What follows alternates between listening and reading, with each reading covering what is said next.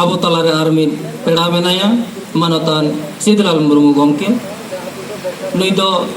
ᱥᱯᱤᱨᱤᱪᱩᱣᱟᱞ ᱚᱫᱟᱨ ᱠᱟᱱᱟᱭ ᱢᱮᱱᱫᱚ ᱟᱵᱚᱣᱟᱜ ᱫᱷᱚᱨᱚᱢ ᱦᱤᱥᱟᱹᱵ ᱛᱮ ᱪᱮᱫ ᱠᱚ ᱫᱚᱨᱠᱟᱨᱚᱜᱼᱟ ᱚᱱᱟ ᱞᱮᱠᱟᱱᱟᱜ ᱠᱚᱭ ᱚᱞ ᱵᱟᱲᱟᱭᱟ ᱫᱷᱚᱨᱚᱢ ᱞᱟᱹᱜᱤᱫ ᱛᱮ ᱱᱤᱛᱚᱝ ᱫᱚ ᱟᱡ ᱴᱷᱮᱱ ᱠᱷᱚᱱ ᱜᱮᱵᱚᱱ ᱟᱸᱡᱚᱢᱟ ᱫᱷᱚᱨᱚᱢ ᱵᱟᱵᱚᱫ ᱡᱟᱦᱟᱸ ᱚᱞᱚᱜᱚᱜ ᱠᱟᱱᱟ ᱚᱱᱟ ᱠᱚᱫᱚ ᱟᱨ ᱪᱮᱠᱟ ᱞᱮᱠᱟᱛᱮᱵᱚᱱ ᱩᱛᱱᱟᱹᱣ ᱫᱟᱲᱮᱭᱟᱜᱼᱟ ᱢᱟᱱᱚᱛᱟᱱ ᱥᱤᱫᱞᱟᱞ ᱢᱩᱨᱢᱩ ᱜᱚᱢᱠᱮ तो अली तो हाँ नेता मंत्री जे कथा बड़ो हुई बलिक बांग कना अदो अली जुमटी ओनोलिया कनाली ओनाते अदो ऑल कते के हाथ लिंगे गुआ का ओना से जहां रेगे वो तहन अबो तहां रेगे मारांग गुरु हो जहां रेगे वो तहन अबो तहां रेगे जाहिर आयो हो ओना लगी एतोहब रे दो मारांग गुरु आर जाहिर आयो तकिन ठेन अलिया गॉड जोहार ओना तायो नोड़े हेज सेटेर कान सनाम अकिलान गोके को इन्या नासाने जोहार और नवा मन मचिरे दुड़ुब अकान मन गंगाधर हासदा और मारुति हेम्ब्रम तकिन हो इन्या गुणमान जोहार इन बपुज मन सिदलाल मुर्मू तेहेज नवा बारना जेगेत सान्ताड़ी साहेब पराब रे जुआन ओनोलिया गावता पाटा खन नेवता गिरे ᱧᱟᱢ कते मिद बार पद रोल लगी दाव को एमकावत दिना ओना खातिर जुआन ओनोलिया गावता रिन सनाम कमिया कुमुर सोहेद को इन पाटा खन अड़ी अड़ी सारहाव इन चाला को कना तबे रोल रोलते ओका करे हड़ा ओचो हुई गोदोग खान ओना रेनांग दो इकेपे इमालिया मेनते सनाम कोठेन आसलिन दोहेआ तेहेन नोड़े इन दो आबुआ धर्म इदी कते रोल रेनांग दाव को दावी ᱧᱟᱢ का ओना लगी इन दो धर्म कथा दो मानमी और बंगा बुरु को सुलुक सगई जपड़ाव कथा कना जोखेत दो बंगा बुरु मेते बाबो नेल्याम करे हो मने पतियो लेका उनको हो सोरगरे माया सोरग देवे गुण पाताला रे मायो पाताला कुंवरी दिसो मरे मायो दिसो मठ गुरु को सोरगरिनी देवे गुनु को तोड़े सुतते आंगो हिजुरुपे पातालारी नी पाताला कुंवरी पाताला खन दोराका पाहिजुपे दिसो मोरी दिसो मठ कुरुको हिड़ी पिपीड़ी खन आंगो हिजुपे रुंगा रुंगी धर्म आखाड़ा ते सेटेरे गोदो पे जति ताले गुजु काना दो धर्म ताले आदो काना दो जति धर्म बंचा लगी दिस ए माले पे लिटाई बनाव मनमी जीवी लिटाई बनाव धरती सनाम रेगे लिटा बनाए आबोरे सरती मारांग बुरु सौकर्य गालोच आबो कथा लपय आबो धर्म कथा बाबो एपेड़े धर्म कथा दो अड़ी लसाण हेत गया उहल ते बांग तियुगुआ ओल ते बांग मुचादुआ और रोड ते बांग चाबा तबे जहाँ जाति रेनांग मायांग तेबो जानाम अकाना ओना जाति रेनांग मायांग तेगे बो गुजुग हो हुयुआ ओना लगित आबुआ धर्म कथा दो जतो हड़गे भगी लेका बड़ाय लक्ति कना आबुआ धर्म कथा आबोगे भगी लेका बाबो बड़ाय जोंग कानते नितोंग आबो आबो भितर रे रेपेज रापाचा नेयाव खपरियो हुयुग कना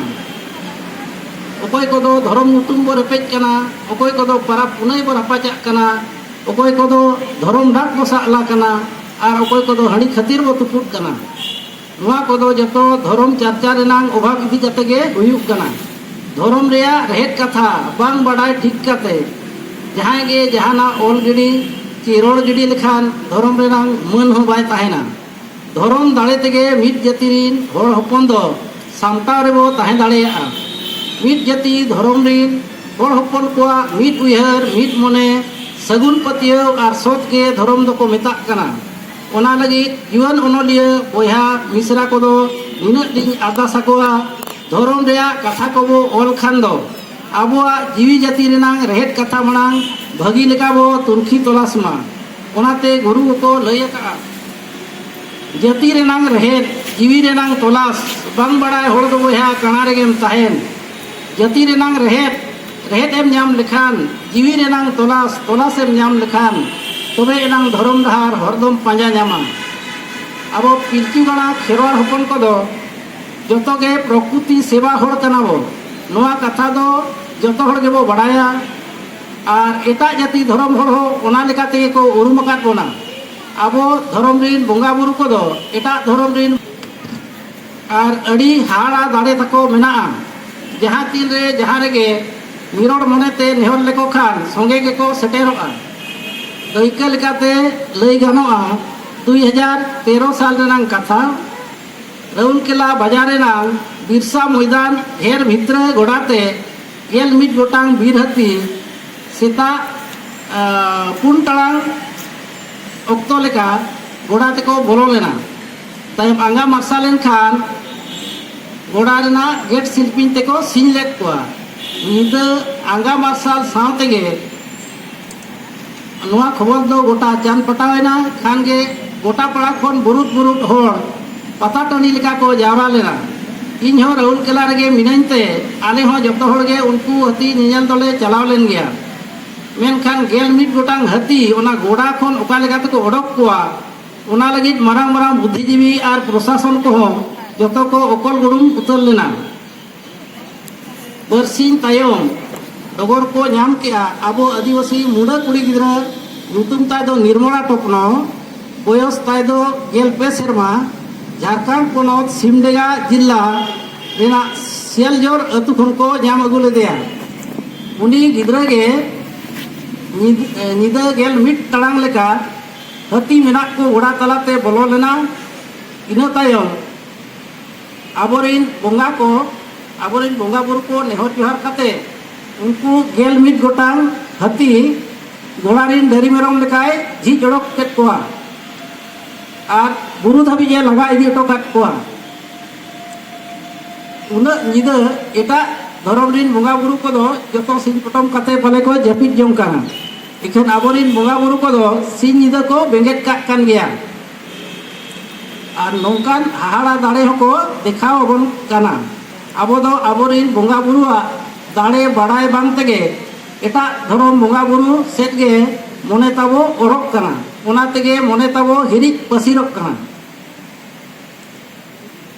एटा धरम रिन बोंगा बुरु दो आकोरिन हापड़ाम बोंगा काना को ओनाते सिनम मुठन बनाव काते को सेवा देबायत कोआ आबो दो आबोरिन हापड़ाम बोंगा को दो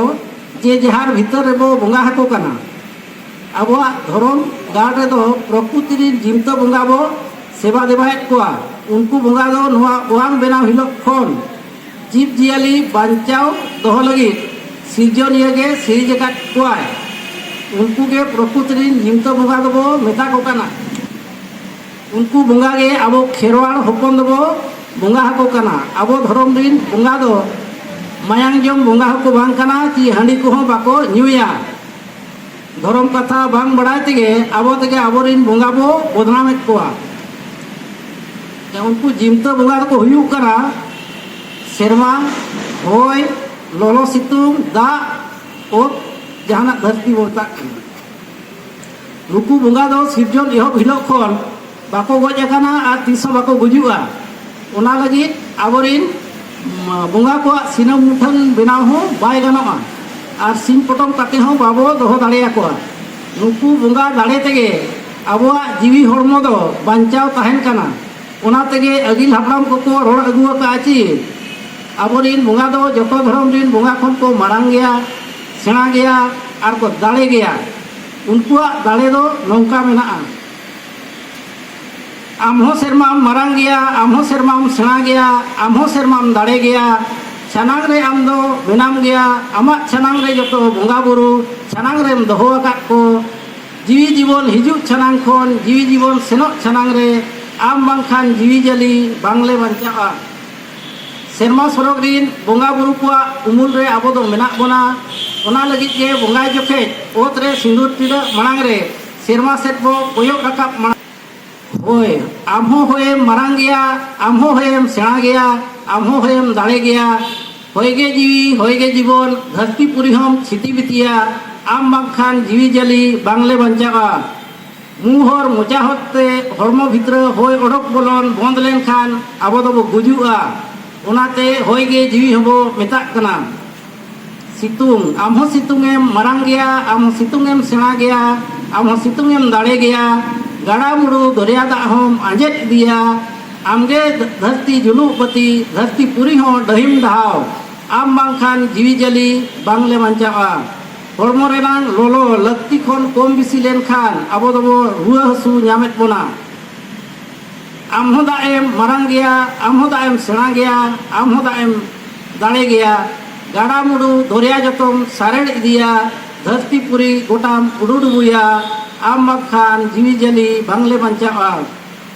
हरमो रे दाग कम लेन खान अड़ी लेकान आजार बेमार ᱧᱟᱧᱟᱢᱟ ओनाते दाग के जीवन हबो मेताक कना और आमहो ओतेम मारांग गया आमहो ओतेम सेना गया आमहो ओतेम सहाव दाड़े आमा जतो खन मारांग गया होय हम सहाव गया दाग हम सहाव गया सितुंग हम सहाव गया जीवी जली जनाम जतो आमाक कोले रे आम बांखान जीवी जली बांगले बांचाआ तोआ एमो दाड़े जहां ठेन ताहेना उनीगे आयो दबो मेताय कना धरती पुरी रे जहां तिना जम जिनिस सिरजन आकाना जतो जिनिस गे बाले रे दो तोआ मांग गे बेनाव कना ओनाते ओत गे धरती आयो बो मेताय कना नोआ मोणे दाड़े रे मूड बोंगा गे सरना जाहेर गाड़ रे दो गोटा दिसम बो सेवा देवा एक कोआ उनको बोंगा को ᱧᱩᱛᱩᱢ गे जाहिर आयो नुई दो धरती आयो मोणे को दो मारांग बुरु मोणे गोटांग दाड़े और लिटे गोसाई दो सिरजन ठाकुर जहां जे जुलुक चांदो सरना जाहिर गाड़ रे मूड बोंगा दो जाहिर एरा बो मेताय कना ओना लगी जाहिर गाड़ भितरी रे मारांग बुरु ᱧᱩᱛᱩᱢ दो बाबो थापोने कना तबे जाहिर गाड़ बोंगा थान छड़ा कते गोटा गे मारांग बुरु गे मांग दो बोंगा हाय कना ओनाते को मेना आम दो मारांग बुरुम मारांग गया आम दो मारांग बुरुम सेना गया आम दो मारांग बुरुम दाड़े गया मोणे गोटांग सिरजन आम दोम जहिर आका ओनाते आमा ᱧᱩᱛᱩᱢ मोणे कोदो आमगेम अयुर काले आमगेम सुतुक काले आम बांखान जीवी जली बांगले बांचाआ नितोंग आबो जाति धर्म रिन हर कोदो धर्म रेया सरी कथा बड़ाय बांगते बारिया धर्म डहार तेबो ताड़ाम आका ओना भितर कोन मिटान दो मारांग बुरु धर्म डहार आर मिटान दो मानवा धर्म मारांग बुरु धर्म डहार रिनी गुरु दो मारांग बुरु मेनते जतो गेबो बड़ाया उनिया लय लेका तेगे आबोआ जाति सावता धर्म रायरित अरिचली कोदो गा गाबान आकाना ओना तेगे आबोरिन अगिल हापड़ाम को बिनती अगु आका मारांग बुरु धर्म डहार दो नित रेया रोची नित रेया कथा कोदो बांग कना ओने को मेन ओतमा उथन सेरमा सनांग सरी सारजोम दारे बुटा ओबर धीरी चटनी रे दुड़ुब कते ओना सु होड़ ओसाद दिया दरिये कोड़ाम रोया गुचु को गेलबार सिंह गेलबार निदा को आचार के बिचार के पोत के पहना के लेक के भाग के होर के डहार के को ओना होड़ डहार सौड़ी सगा गोयम तला तेगे हिजुक को बो हिजुक कना आर सेनोक को हम बो सेनोक कना ओना होर डहार गे मारांग बुरुआ धर्म डहार तबो मेताक कना ओना होर डहार तेबो ताड़ाम लेखान ओकारे हो हाड़ा बचक कोदो बनु अना चिचेत हो बदल छदल कोदो बाय लगतिया तबे ओना को हो बड़ाय लगती जहां करे मारांग बुरु धर्म डहार कथा बाबो बड़ाया ओना करे दो मानवा धर्म लेकाते जतो लेकान काम काज बो तोराया मानवा धर्म लेकाते जतो गेबो गुरु कना जहां लेकाय कुसिक कना उनका गेबो कमी कना धर्म करम रेया माना बताव निर्बार बांग काते बांग गानो हो जतो बो गान अचोयया मानवा धर्म लेकाते वो तालाम आकाद खातिर अतु पिछी भेगार भेगार राय बो तोल आकावाना ओनाते आबो जाति धर्म हर दो छिति बिति चाबा हाकाना नितों टाका पैसा लोभते आबोरिन बोंगा बुरु दड़ बगी कते एटा धर्म रिन बोंगा बुरु सेट बो मोंडा हाकाना मुचाद रे जुआन ओनलिया को इन पाटा खोन निना इन नेहर कोआ एटा जाति धर्म रिन बोंगा बुरु दिपिल काते आबोआ धर्म करम कथा आलो बो ओलमा आर बांखान जहाँ तिना बो सारेज अकाना उनको हबो चाबा उतरोआ आबोआ धर्म करम दो एटा धर्म खोन नकल अगु धर्म को बांग काना ओनाते तुला पहले काते दो आलो बो ओलमा जुमिद दाड़े रेगे जतो दाड़े धर्म दाड़े तेगे जुमिद दाड़े इन मेन काते अलिना कथा दो नोडे गेलिन केचेत के मा तबे मुचाद रे दोड़ाते जतो कोगे अलिना लासान है जोहार अड़ी अड़ी सराव मानतान सीतलाल मुर्मू गमके धर्म रेनांग कथा मेन लेखान अड़ी गान कथा रोड़ोगोगा ओना दो निनंग खाटो ऑक्तो रे दो ओहो रोड पुरो कोगा एनहो जेहेतु